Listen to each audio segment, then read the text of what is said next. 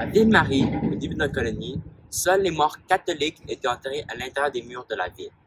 C'est à partir de 1760, avec l'arrivée des loyalistes durant la Révolution américaine, que les Anglais ont commencé à gérer leurs propres institutions, y compris les lieux de sépulture. Le manque d'espace et des problèmes d'ordre sanitaire, principalement causés par l'épidémie typhoïde, cause et, et soulève la question du cimetière à Montréal. C'était autour des années 1940, durant la migration irlandaise. La première proposition par les membres du Protestant Burial Ground en 1946 était un cimetière universel pour les Juifs, les Français catholiques et les protestants. Finalement, après une très longue dispute et un manque de consensus, ils ont finalement créé deux cimetières.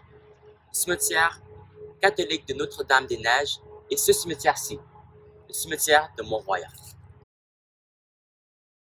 Influencé par de nouveaux cimetières-jardins aménagés ailleurs en Amérique du Nord, et plus précisément par le cimetière Mount Auburn de Boston, le dirigeant du cimetière Mont-Royal souhaite créer un cimetière conforme à l'esthétique du cimetière rural.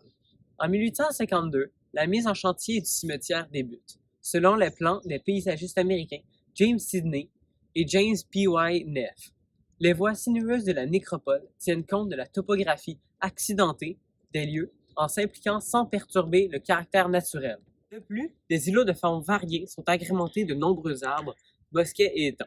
De 1891 à 1954, l'architecte paysagiste Ormiston Roy est en charge du cimetière. Il retiendra des idées pour accentuer le caractère naturel et pastoral des lieux, telles que l'utilisation d'un plus grand nombre de végétaux pour balancer l'effet des monuments de pierre. Le lieu comprend également plusieurs bâtiments connexes, dont la maison de l'entrepreneur de pompes funèbres et le crématorium construit en 1901.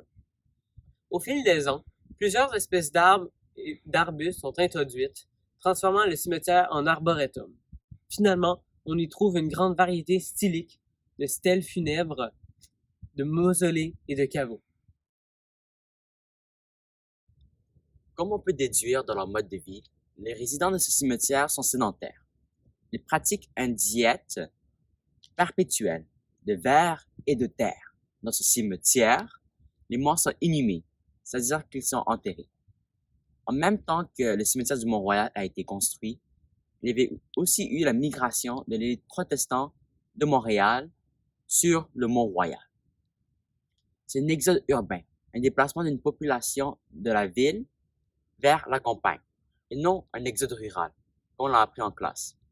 En conséquent, les défunts enterrés étaient principalement des protestants de la haute bourgeoisie. Mais au fil du temps, les personnes de la communauté francophone, espagnole et portugaise se sont ajoutées. La croix du sacrifice a été bâtie le 29 octobre 1922, un hommage aux soldats tombés durant la Première et la Deuxième Guerre mondiale. Il a été béni par un évêque protestant et un catholique. Si nous allons à ses côtés, on peut y lire la mémoire des soldats morts pour la patrie dans la Grande Guerre de 1914 à 1919.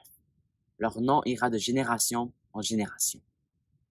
Les noms en dessous sont ceux des soldats qui ont péri en participant à la Première et à la Deuxième Guerre. Ce monument peut être retrouvé un peu partout dans les cimetières militaires de Commonwealth, une organisation internationale qui rassemble presque toutes les anciennes colonies britanniques. Dès l'ouverture du cimetière du Mont-Royal, donc en 1852, son premier enterrement est un protestant anglophone d'origine britannique. Ceux qui le suivirent étaient aussi des anglophones. Après 1864, la section des communautés espagnoles et portugaises Chérit Israël et de la congrégation juive Shar Hashomayim s'ajoute au cimetière. Au niveau architectural, celui-ci a été construit dans l'esprit romantique des cimetières britanniques et américains ruraux du 19e siècle. La compagnie du cimetière du Mont-Royal crée des aménagements tels que des répliques de canons historiques. Il poursuit son développement et s'agrandit en annexant des parcelles de terrain avoisinants. Pour terminer ce reportage, on va vous laisser avec un fait divers. Savez-vous que plusieurs personnes influentes de leur époque ont été inhumées au cimetière de Mont-Royal? En effet, des gens comme Honoré Beaugrand, un ancien maire de Montréal, qui a une station de métro nommés à son nom, ont été enterrés dans ce magnifique cimetière. John Molson, un brasseur et un homme d'affaires montréalais, et Peter McGill, un homme d'affaires, banquier, juge, homme politique et qui a été le maire de Montréal pendant 2 ans, wow, c'est beaucoup d'emplois, sont aussi enterrés au cimetière de Mont-Royal. N'oubliez pas, la prochaine fois que vous visitez ce cimetière, que le cimetière de Mont-Royal n'est pas qu'un lieu de sépulture.